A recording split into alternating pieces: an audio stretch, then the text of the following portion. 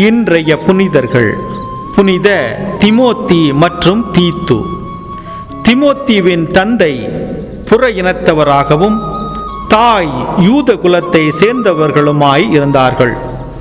திமோத்தேயுவின் பக்தியையும் அறிவினையும் அறிந்த திருத்தூதர்கள் அவரை தம் துணைவராக தெரிந்து கொண்டனர். பவுலின் வழியிலேயே திமோத்தேயு நடந்து கொண்டபடியால் எபேசு நகருக்கு ஆயராக நியமனம் பெற்றார். எண்ணற்ற புண்ணியங்களையும் தப செயல்களையும் செய்து விசுவாசத்திற்காக தடியால் அடிக்கப்பட்டு உயிர் துறந்தார். புனித தீத்து புற இனத்தவரை சேர்ந்த இவர் கிறிஸ்தவராக மாறினார். சின்னப்பர் இவரை கிரீட் நகரின் ஆயராக மாற்றினார்.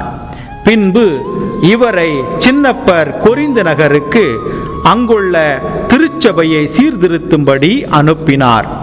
64ஆம் ஆண்டில் சின்னப்பர் இவருக்கு திருமுகம் ஒன்றை எழுதி அனுப்பினார். அவரிடம் ஒப்படைக்கப்பட்டிருந்த விசுவாசிகளை எவ்விதம் பாதுகாப்பது என்பது பற்றி அந்த திருமுகத்தில் கூறப்பட்டிருந்தது. இவ்வாறு விசுவாசத்தை கட்டி காப்பவர்களாக இந்த புனிதர்கள் வாழ்ந்தார்கள். நாமும் விசுவாசத்தில் வாழ இந்த புனிதர்கள் வழியாக வரம் வேண்டுவோம். இறையாசீர் உங்கள் உள்ளத்தையும் இல்லத்தையும் நிரப்புவதாக.